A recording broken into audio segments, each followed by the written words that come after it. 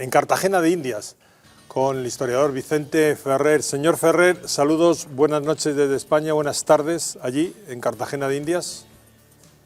Hola amigos, ¿qué tal? Aquí desde las murallas que tanto costaron, como diría Felipe II, ¿no? De Cartagena de Indias. Sí, donde tenemos un nombre histórico que ha sido poco valorado en nuestro propio país, el de Blas de Lezo, ¿verdad? Correcto.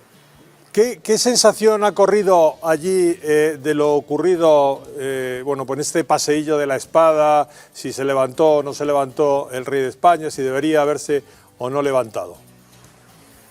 Bueno, pues típico nacionalismo fácil, ¿no? Especialmente pues la progresía. Date cuenta que aquí había un conflicto, que es que precisamente el presidente saliente le negó a Petro la espada. Entonces le negó el partido, entre otras cosas porque nunca se ha utilizado la espada para ese acto, ¿no? Entonces el presidente, pues Duque, negó por qué utilizar la espada en ese acto, algo que se le ha tachado de infantilismo y de todo tipo de cosas. Y bueno, en un momento dado, pues una vez tomada formalmente el poder, pues lo primero que hace, pues una típica payasada, podríamos decir, ahora que no nos oyen, ¿no? Por allí, pues típico acto, pues de ese,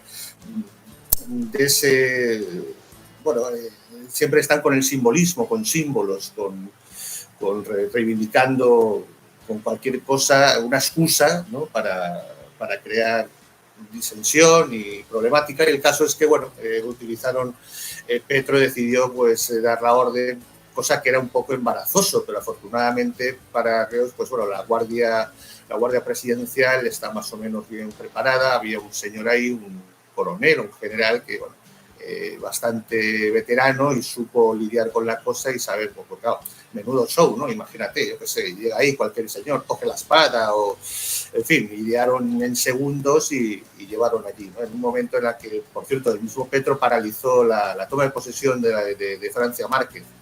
En fin, en medio de ese show, pues bueno, se quedó sentado, como habéis muy bien explicado, como es lógico cualquiera que piense con los dedos frente, algo que no estaba previsto en el protocolo, pero bueno, aquí sirve, pues se quedó sentado ante la espada, o lo contrario, o faltó al respeto y el oro que no sé qué, en fin, salió todos los clichés, ¿no? Antiespañoles y bueno, están en eso en este momento. Se está manoseando quiero decir, lo estábamos comentando, no sé si lo ha escuchado aquí en plato, a nivel, sirviendo unos intereses globalistas, indigenistas, se está manoseando la figura de Simón Bolívar, es decir, que al final no deja de ser un gran desconocido para todos casi aquí, y yo supongo que también allí. Sí, por supuesto, vamos a ver, Bolívar es un personaje muy deificado, ¿no? Y incluso por todos, quiero decir, es un personaje histórico, fundacional, ¿no? Entonces incluso la gente, pues con más sentido común, pues bueno, tiene que aceptar esa convención.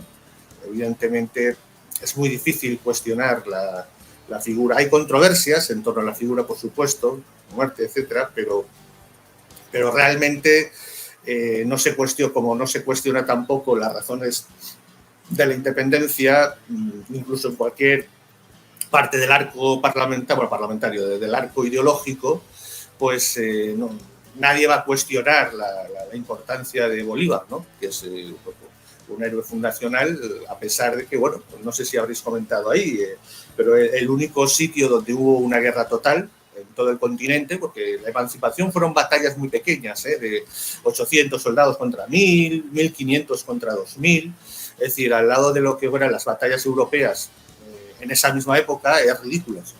Sin embargo, donde sí que hubo una guerra total, por culpa de ese decreto a muerte, de ese pacto, que aunque fue iniciativa de Briceño, pues bueno, él firmó el decreto a muerte y el único lugar donde hubo una guerra total, pero una guerra de cientos de una importante pérdida demográfica, algo, pues claro, la respuesta tampoco fue menor, ¿no? Es decir, por parte además de las clases populares, curiosamente, ¿no?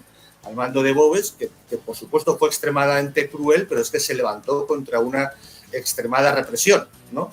Entonces, el único sitio de todas las guerras de emancipación en el que hubo una guerra total en la que la población murió por cientos de miles, se vaciaron ciudades, algo tremendo, fue precisamente ni siquiera en la zona de Nueva Granada más institucionalizada, la de actual Colombia, de Cundinamarca, Bogotá, sino la Capitanía General de Venezuela. Fue el único sitio donde realmente hubo una guerra a muerte, pero una guerra total, en la que se fue a por el exterminio, ¿no? Al exterminio total del enemigo, y con ello una parte muy importante de la población.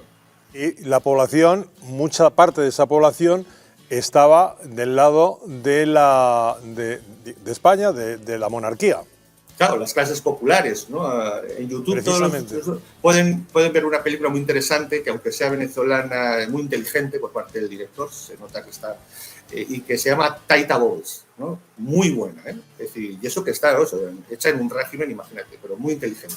Y en esa película se refleja muy bien, lo digo porque es muy fácil acceder, por eso la comento, cómo hubo una auténtica revolución contra la revolución, una revolución social en la cual los cimarrones, es decir, los negros, los indígenas, Boves, que es un español que después de triunfar como terrateniente es expulsado de la sociedad, castigado porque eran extremadamente racistas y extremadamente clasistas, y acaba liderando Boves toda esa marea de gente que estaba, bueno, como los mismos esclavos, los 2000 esclavos de Bolívar se rebelaron en 1813 al grito de viva España y mueran los blancos, ¿no?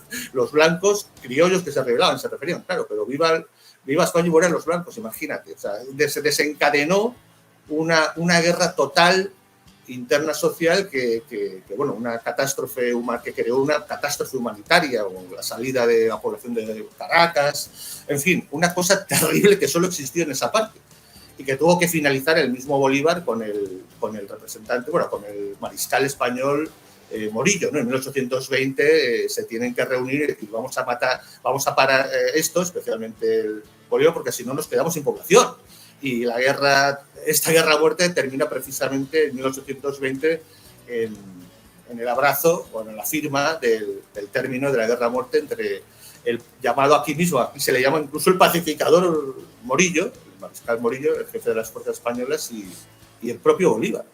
Hay un par de cuestiones que sí me gustaría compartir. La primera de ellas, se ignora bastante, supongo que porque se quiere que sea así, que la figura de Bolívar, todo el proceso de independencia es impulsado por la corona británica como instrumento para desestabilizar la monarquía española. Eso por un lado. Y por otro, quizás también ayer nos confirmaba Mauricio Bulló que también se suele ignorar que el propio Bolívar intentó al final hacer alguna gestión cerca de Fernando VII para tratar de unificar la monarquía entre España y América. Sí, bueno, vamos a ver, yo personalmente creo que es un poco excesivo esa importancia que se le da a Gran Bretaña, que por supuesto siempre trataba de aprovechar oportunidad, por supuesto siempre trataba de poner dinero y apoyos siempre que pudiese, ¿no? Es decir, creo que la escuela argentina, no quería yo ser polémico, pero creo que es excesivamente inclinada a darle importancia a Gran Bretaña. Realmente España cometió más errores y Gran Bretaña no tiene la importancia ni estratégica ni la que tenía. Y de hecho fracasó tanto en Cartagena de Indias, en el siglo en el que sí que luchaba por la hegemonía, como en el Río de la Plata en 1806 y 1807, ¿no? Es decir, el sí que se le financió, ellos en realidad preferían Francia, ¿sabes? O sea, eran un poco cosmopaletos, a ver. Entonces, Simón Bolívar y compañía, por eso algunos, pues bueno, todos más o menos pasaron por la masonería, bueno, más que nada la imitación y tal. Ellos querían más el apoyo ideológico revolucionario francés, más que el apoyo, y después napoleónico, más que el apoyo inglés, pero claro, como los ingleses eran quien ponían el dinero, pues acababan aceptando lo de los ingleses y tal. Pero efectivamente, como tú dices, Bolívar iba de una persona, bueno, de una mente un poco esquizofrénica, por decirlo, efectivamente tuvo al final, bueno, está el Tratado Anfictiónico, que aunque excluyó a España, trataba de unir a todo lo que era todos los países de habla hispana, es decir, crear una sola unidad, un poco la idea que había tenido incluso España no sé, por ejemplo, Conde de Aranda o algunos otros en el siglo XVIII, ¿no? E incluso en último término, eso sí, una vez si caía a lo mejor el modelo absolutista hasta entablar una recuperación de las relaciones con España, pero en fin, ahí sí que habría mucho debate. Pues muchísimas gracias, señor Ferrer, por estar con nosotros esta noche y aclarar algunas dudas, ayudarnos a conocer un poquito más la personalidad de Simón Bolívar aprovechando el episodio de la espada. Muchísimas gracias y buenas noches.